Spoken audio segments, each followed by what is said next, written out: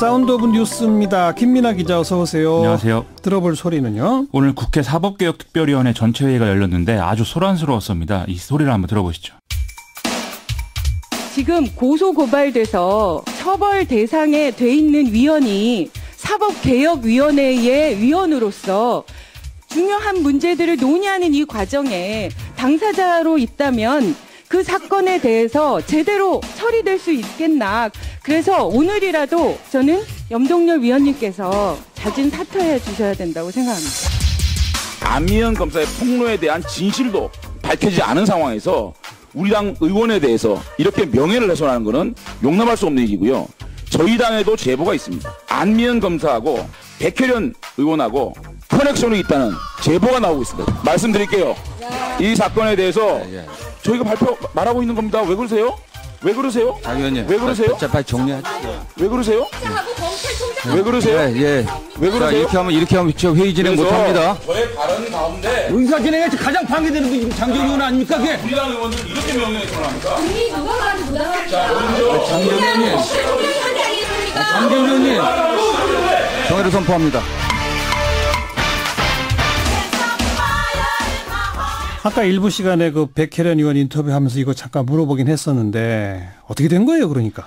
강원랜드 채용 비리 문제인데요. 검찰이 이 사건으로 최근에 자유한국당 염동열 의원 휴대전화와 의원실을 압수수색했기 때문에 사법개혁특위에 염동열 의원이 들어오는 것은 부적절하다 이런 논란인 것이죠. 예. 특히 문무일 검찰총장이 오늘 추석하기로 돼 있는데 이게 수사 당국인데 이게 민감한 문제가 돼버린 것인데요. 예. 그러고 있는 와중에 갑자기 자유한국당 장제원 의원이 최근에 이제 강원랜드 수사 외압 의혹을 제기한 안미연 검사와 검찰 출신인 더불어민주당 백혜련 의원 사이에 뭔가 커넥션이 있다는 제보가 있다 이 얘기를 하기 시작해서 더 난리가 이제 난 것이죠. 그 제보 내용이니까 뭐예요? 뭐 말하다 말았다면서요? 그렇습니다. 이 제보자의 장인이 안산에서 극장을 운영하다가 사기를 당했는데 당시 사건이 안미연 검사에게 배당이 됐고 피고소인의 대리인은 이제 백혜련 의원이 맡았었다 뭐 이 얘기를 하다가 제지를 당해서 더 자세한 내용이 안 나왔는데요. 장제원 의원도 이 커넥션에 대한 문제 제기를 하겠다는 것보다는 이런 것도 있는데 우리도 가만히 있지 않느냐. 그러니까 강원랜드 건도 일단 놔둬달라 이런 취지로 얘기를 한 것이기 때문에 이게 어떻게 연결이 되죠? 그렇죠. 사실 이 내용은 중요한 게 아니라 이제 자기들이 그렇게 얘기하고 싶은 이 마음만 지금 표현하고 있는 그런 상황이 된 거죠. 그래서 이제 더불어민주당 의원들은 계속 이제 반발을 한 상황이었고 백혜련 의원도 자신과 안미연 검사에 대한 인격 모독이다. 정식으로 관련 내용 브리핑해라 이렇게 요구하기도 했습니다. 이런 상황이 정해를 반복하면서 이어진 것인데요. 어쨌든 문무일 총장의 검찰 업무 보고는 간신히 또 진행이 된 그런 상황이었습니다. 아까 백혜련 의원이 나중에 알아보니 자기가 변호사 시절에 안미연 검사 담당 사건의 변호인을 맡은 적이 있었던 것 같더라. 근데 그걸 무슨 마치 커넥션이 있고 자기 때문에 안미연 검사가 수사 외압 폭로한 것처럼 연결시키는 거는 아무 근거가 없다. 이렇게 주장하더라고요. 그렇죠. 그렇게밖에 볼 수 없는 상황이죠. 그건 그렇고 문무일 총장은 사법개혁에 대해서 어떤 입장을 취했습니까? 이것도 참 보통 문제가 아닌데요. 문무일 검찰총장이 고위공직자 비리수사처 도입에 대해서 필요성을 인정하는데 위헌적 요사는 빼야 된다 이렇게 얘기를 했습니다. 국민의 기본권을 제약할 수 있는 수사작용이라는 것은 대통령을 수반으로 하는 행정부가 담당을 하는 게 삼권 분립의 취지에 부합하는 것인데 지금 공수처는 독립적 국가기관으로 돼 있기 때문에 현재 논의 내용이 부적절하다 이런 내용이거든요. 또 문무일 총장은 고위공직자 등의 어떤 부패에 대한 검찰의 수사 권한 도 유지돼야 된다 이런 입장을 밝혔습니다. 현재 공수처 논의는 강론으로 이제 들어가 있는 상태인데 검찰이 이런 입장을 밝히면 다시 공수처의 위상이라는 원론부터 얘기를 해야 되는 그런 상황이 되는 거 아니겠습니까? 여기다가 문무일 총장은 검경 수사권 조정 문제에 대해서도 경찰 지휘권, 수사 종결권, 영장 심사권 등을 유지해야 된다라면서 중앙집권적인 경찰을 검찰이 사법적으로 통제해야 된다 이런 주장을 또 하기도 했습니다. 그냥 검찰의 입장을 밝힌 거죠. 그런 상황인 것입니다. 근데 사실 고위공직자 비리수사처도 그렇고 검경 수사권 조정도 그렇고 국회가 입법권을 동원해서 하면 되는 거예요. 맞습니다. 예. 그렇죠. 진도가 상당히 나가 있는 상태이기 때문에 뭐 이 궤도대로 될 것 같습니다. 자, 다음 뉴스는요? 문재인 대통령이 오늘 국민헌법자문특위 위원들과 오찬을 하는 자리에서 2022년 대선과 지방선거를 동시에 치르는 방법을 언급을 했습니다. 지금 논의 중인 대통령 4년 중임제가 채택될 경우에 이번에 뽑힌 지방정부 임기를 이제 소폭 조정을 해서 차기 대선부터는 대통령과 지방정부의 임기를 맞출 수 있게 되고 이게 이제 효율적이다 이런 얘기인데요.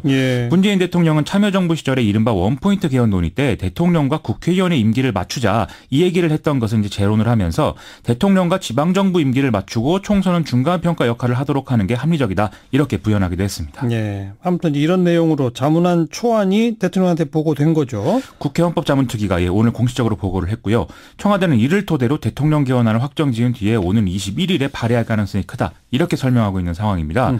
그래야 국회가 60일 이내에 의결하는 절차를 따를 수가 있게 되는 것이고 5월 25일쯤에는 국민투표 공고까지 차질없이 진행할 수 있다는 것인데 국회 합의가 될지 이게 이제 관건이겠죠. 국회 개헌안 합의 협상은 오늘도 결렬이 됐는데 문재인 대통령이 여기에 대해서도 이 국회가 개헌에 대해서 지금 간절히 생각하고 있지 않는 거 아니냐라면서 좀 비판적 언급을 해서 이 좀 대립각이 더 심화되는 그런 상황이 이어질 것 같습니다. 국회가 합의안을 내면 정부안은 자동 폐기하겠다. 이게 지금 정부 입장이지 않습니까? 그렇습니다. 글쎄요. 두고 봅시다. 다음 뉴스는요. 정봉주 전 의원이 자신의 성추행 의혹 등을 보도한 프레시안과 한겨레, 중앙일보 등의 언론사 소속 기자 6명을 낙선을 목적으로 한 언론의 허위 보도 이 혐의로 이제 고소를 했습니다. 정봉주 전 의원은 보도 내용 진위에 대해서 기자들이 질문을 하니까 여기에 대해서는 전체적으로 다 허위다 이렇게 재차 주장을 했는데요. 전부 허위다? 그렇습니다.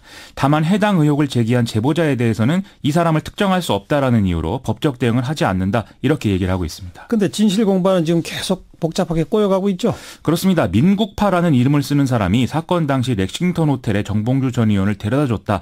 이 주장을 프레시안을 통해서 어제 해서 이것도 전해드렸었는데요. 예. 이에 대해서 정봉주 전 의원 측은 민국파라는 사람이 당일에 수행을 한 바가 없고 또 자신과 갈등을 빚고 팬클럽에서 쫓겨난 사실 때문에 뭔가 불순한 의도를 갖고 이런 주장을 하는 걸로 보인다. 이런 취지로 반박을 하고 있는 상황입니다. 예. 그런데 또 프레시안이 추가 보도를 한 거를 보면요. 정봉주 전 의원의 어떤 해명 기자회견 여기에 보면은 24일에 이 민국파라는 이름을 쓰는 사람이 함께 움직인 것으로 돼 있을 정도로 밀접한 관계였다.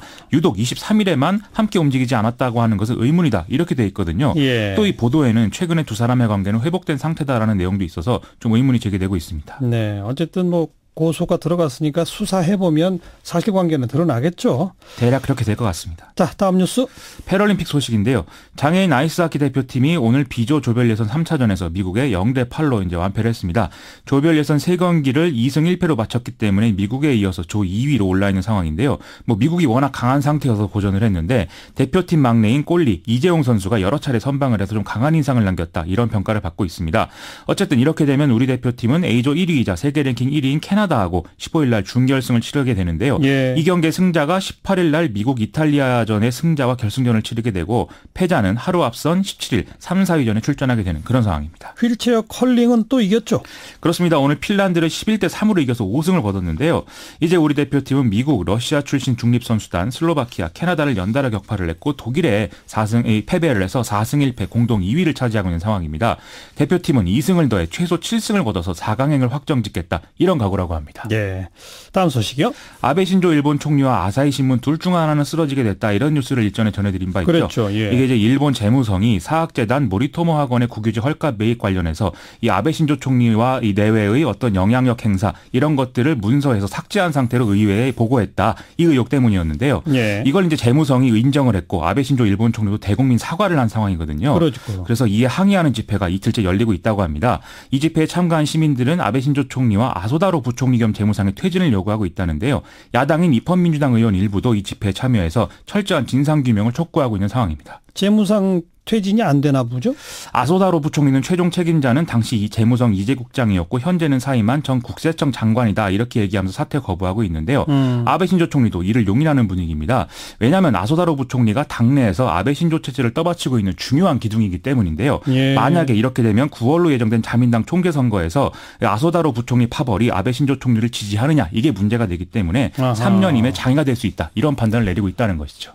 어떻게 되나 아사히 신문이 쓰러지나 아베 신조 총리가 쓰러지나 아직은 결판은 안 냈는데요. 그렇습니다. 네, 수고하셨어요. 고맙습니다. 김민아 기자였습니다.